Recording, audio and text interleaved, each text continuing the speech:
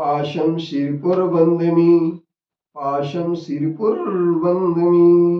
पत्र टिके न जहाँ अधर में, गुण रत्नों का गिरिवर हो। कितना विस्मय किसे नहीं हो, चलो देख लो सिरपुर को।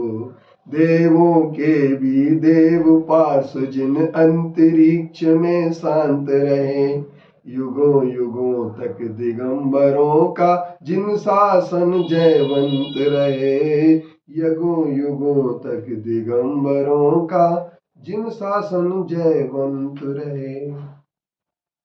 दुनिया के सब धर्म और दर्शनों ने अपनी साधना स्वर्ग तक सीमित की है, लेकिन जैन धर्म एक ऐसा धर्म है और जैन दर्शन ऐसा दर्शन है जो अपनी उत्थान की यात्रा को स्वर्ग तक सीमित नहीं करता है, अपितु अपनी उत्थान की यात्रा को मोक्ष में जाकर के ब्रह्म अवस्था में लेना चाहता है।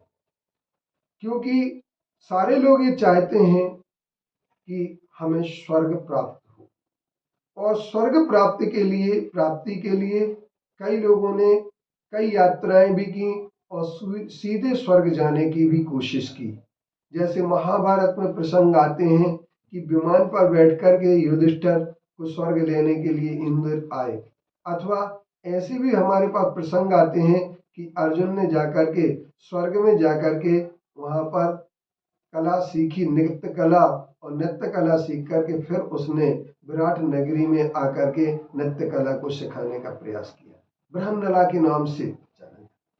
अब हमारा कहना यह है कि जो कुछ भी लोग स्वर्ग जाकर के अगर कला सीखते हैं, परंतु पृथ्वी पर जितनी अच्छी नृत्य कला है, पृथ्वी पर जितने जीने की कला है, पृथ्वी पर जितनी अच्छी चित्रकला है, शायद स्वर्ग में भी नहीं होगी।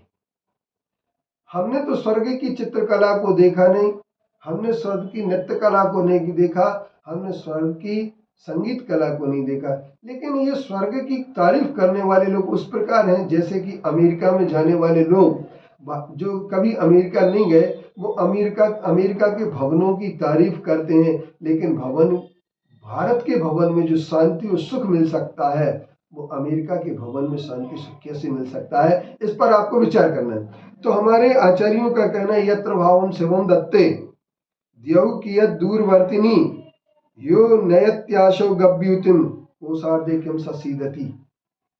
आचार्य पूज्य पाद्य इस बात के लिए कहते हैं कि जिन भावों के कारण से, जिन परिणामों से हमें मोक्ष की प्राप्ति होने वाली हो, उन परिणामों से क्या हमें स्वर्ग नहीं मिलेगा? क्योंकि जिस तरीके से कोई आदमी यदि योजन भर पैदल चल सकता है, क्या वो आदमी आधा कोस नहीं चल सकता है? ये आचार्यों का कहना है। इसलिए स्वर्ग की साधना को अपनी साधना का अंतिम चरण न मानते हुए हमारे लिए मोक्ष की साधना की ओर बढ़ने का प्रयास करना चाहिए, क्योंकि जितने भी भक्तों के लिए स्वर्ग की लालच और लालसाएं दे करके चलते हैं और स्वर्ग के लिए ही सिर्फ आदमी भक्ति में रम जाते हैं, लेकिन भक्ति की रमने की अपेक्षा भक्ति मात्र से स्वर्ग मिल सकता है।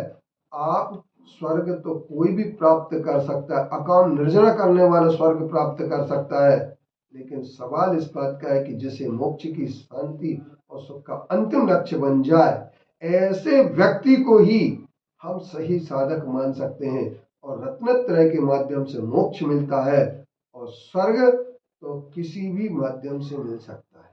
तो हमें स्वर्ग की साधना पर विश्वास नहीं, अपितु मोक्ष की साधना पर आस्था केंद्रित करना पड़ेगी, और हमें अपनी सारी साधना मोक्ष के लिए होना चाहिए। और मोक्ष तब प्राप्त होगा जब राग द्वेष की परिणति हमारी दूर हो जाएगी और वीतरागी देव के प्रति हम समर्पित हो जाएंगे। वे देव शास्त्र गुरु तीनों जब हमारे वीतरागता की ओर बढ़ जाएंगे और हम उन पर पूर्ण रूप विश्वास पैदा कर देंगे, तब जाकर के हम मोक्ष की साधना बना सकते हैं। इसलिए ज्ञान और क्रिया से दोनों के मिला करके जब हम करते हैं, वैराग्य की ओर बढ़ते हैं, तो हमारा वैराग्य मोक्ष की ओर बढ़ जाता है। और मनुष्य भाव, क्योंकि बड़े भाग मानस तन पावा, सुर दुर्लभ सत ग्रंथन गावा, रामचरितमानस में मोक्ष साधन मोक्ष मोक्ष ही हमारे लिए मोक्ष की साधना करने का है। ये रामचरितमानस में भी गोस्वामी तुलसीदास जी ने लिख दिया। और बहुत सारे दर्शनों में मोक्ष की बात की जाती है, लेकिन मृत्यु के डरने मात्र से मोक्ष नहीं मिलता है, और मोक्ष की कामना करने से मोक्ष नहीं मिलता है। अगर मोक्ष मिलता है तो हमारे स्वयं के वैराग्य से मिलता है। इसलिए रत्नत्रय से, सम्यक दर्शन, सम्यक ज्ञान, सम्यक चारित्र से मोक्ष प्राप्त होता है। उस ओर हमें अपने दृष्टि केंद्रित करना चाहिए और उस साधना में हमें लगना चाहिए, जिससे सम्यक दर्शन ज्ञान चारित्राणि मोक्ष मार्ग हमारा सार्थक अपने जीवन में हो।